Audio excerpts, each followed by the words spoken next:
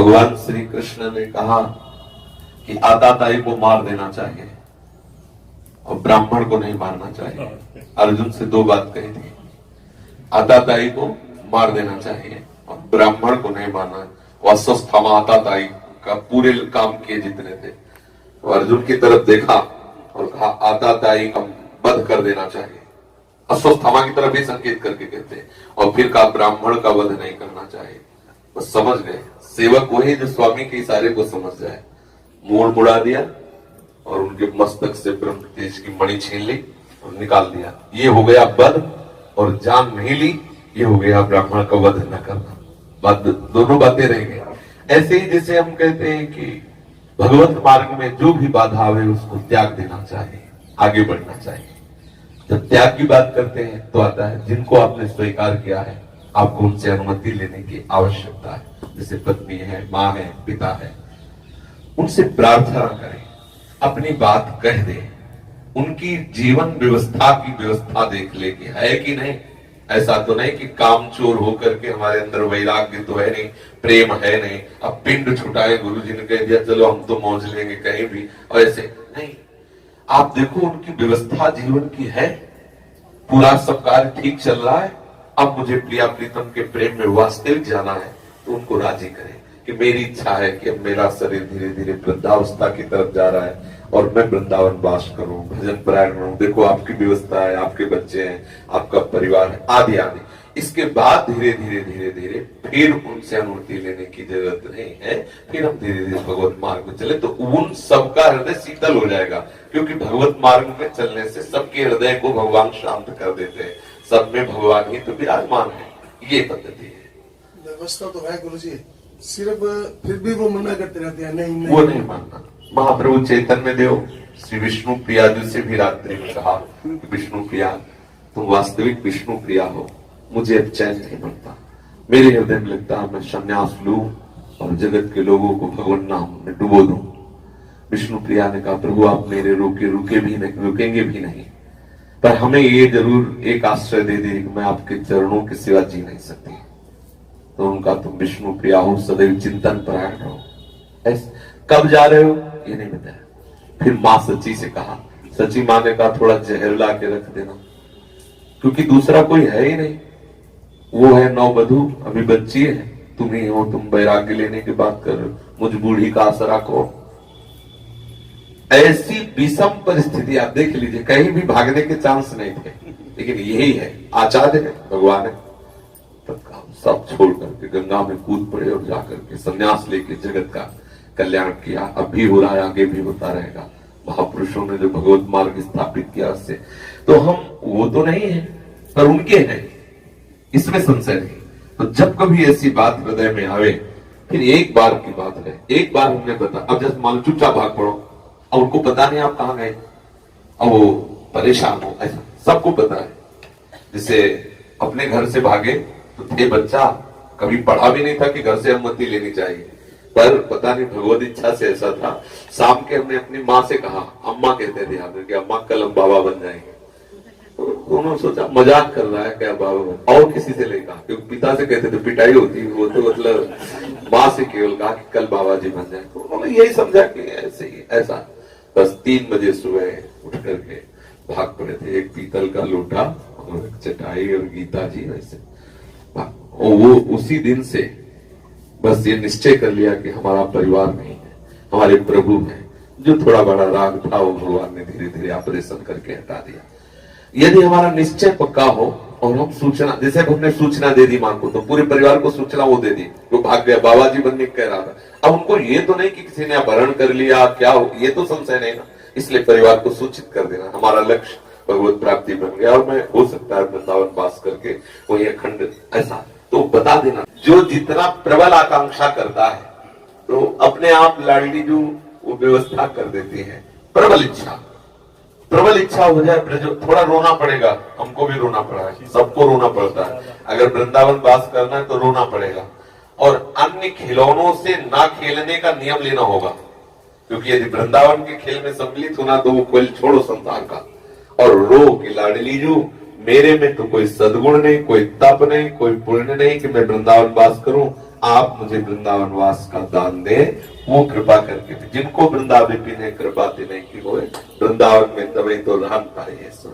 हमारी पूछो कि आप इच्छा करो तो हम इच्छा के लिए तो बैठे भाई, कुछ सब भगवत भजन करे सब। अच्छा, शरीर से वृंदावन वासी ना हो लेकिन मन से सब वृंदावन वासी बन जाए। हमारी तो आकांक्षा है कि मानो सब शरीर से वृंदावन वास नहीं कर सकते हैं, संभव भी नहीं है, तो जिन जिनको अवसर है वो शरीर से वास करें, नहीं मन से वृंदावन के हो जाए। हमारा प्रयास तो रात दिन यही रहता है। श्री जी को खुश करने के लिए पहले श्री जी की हो जाओ, हे लाडली मैं आपकी, पहली बात। दूसरी बात, जिनकी हो गई उनका सुमिरन करते रहो, बस दो ही बात है, अपनापन और उनका जिनसे अपनापन किया उनका सुमिरन। गोस्वामी तुलसीदास जी कहते बिगड़ी जन्म अनेक किए वही सुधरे आज। पहली बात होई राम को, दूसरी बात नाम जप, तुलसी तज कुसुमाज, वो कुसुमाज तो अपने आप छूट जाएगा। हमें चाहिए कि हम श्री जी को प्रसन्न करने के लिए पहले बात स्वीकार करें कि हम लाडली जू की, फिर हम जिनकी हैं हम बार बार उनका स्मरण करें, सतत स्मरण करें, तो इससे हमारी श्री जी बहुत प्रसन्न हो जाए। गुरमीत जी, गुरु चरणों में प्रणाम। पहले मेरा मन प्रभु में बहुत एकाग्र होता था, पर अब शरीर की अवस्था बिगड़ गई है, शरीर पर ध्यान ज्यादा जाता है, क्या करें?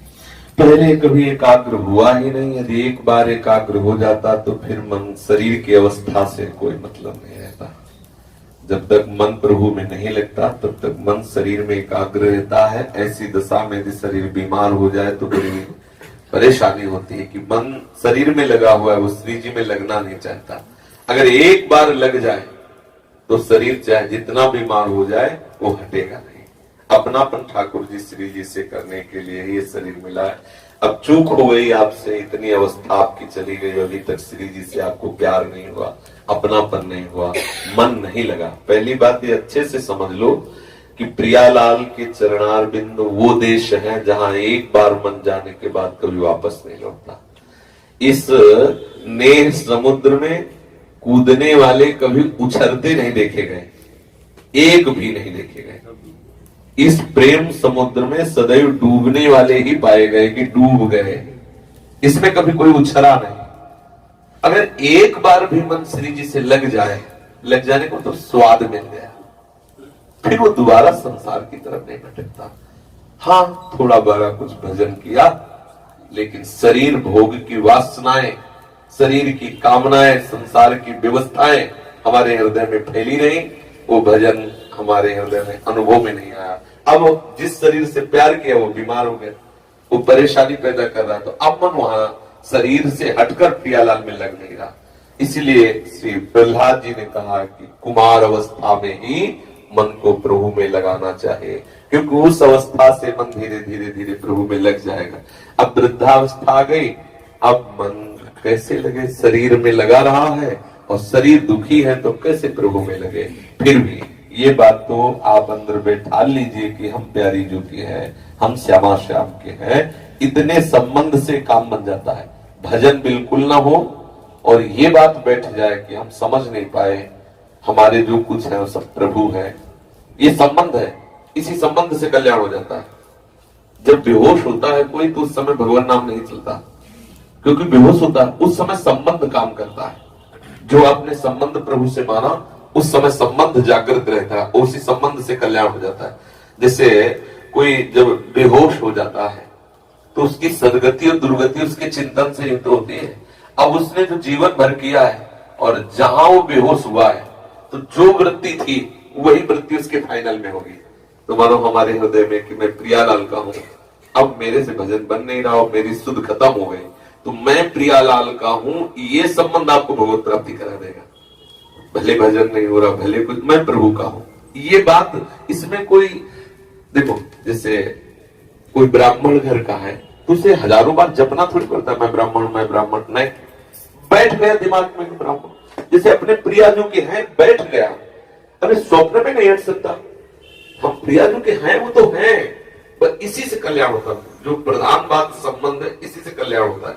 किसी भी परिस्थिति में हो वो संबंध जीव को भगवत प्राप्ति करा देता है। और हम प्रभु के हैं, इसमें तो कोई संशय नहीं। ये बात मान लो। अभी क्या है कि हम साधन भजन तो प्रभु का करते हैं, लेकिन संबंध माने हुए हैं संसारी, पति पत्नी पुत्र परिवार। ये अगर संबंध हो जाए प्रिया प्रीतम से, तो पति पुत्र पुत्र परिवार में रहते हुए भी वो महात्मा हो जाए। सत्संग सीधे संबंध को पलटता है, इसीलिए सब साधन गौण है, सत्संग महान है। ये सत्संग सीधे आपको प्रभु से संबंध स्थापित करने की बात, जो है नया नहीं, जो आपका संबंध है उसी को स्वीकार कर लिए, आप प्रभु के हैं, इससे बड़ा भजन कोई नहीं है। और ये जब हम जिसके हैं उसी का चिंतन बार बार होता है। जिसे अपने हृदय में बैठ गई बात कि मैं प्रियाजू की हूं, और वो जहां आपकी वार्ता से रुके तो अपने आप वो चले, मैं प्रियाजू की हूं, और जो अपना संबंध वो भाव बैठ गया दिमाग में, अंतःकरण में छा गया कि मैं प्रियाजू का हूं, प्रियाजू के सिवा मेरा कोई नहीं। अब कल्याण में कोई संशय नहीं, तभी वो छाती ठोक के कहते हैं मेरी बात बन गई, क्योंकि अंदर का विषय है ना, अंदर बात समझ में आ गई। तो आप घबराइए नहीं कि आपका मन प्रियालाल में नहीं लगता, मन लगे या न लगे, आप प्रियालाल के हैं, ये स्वीकार कर लीजिए।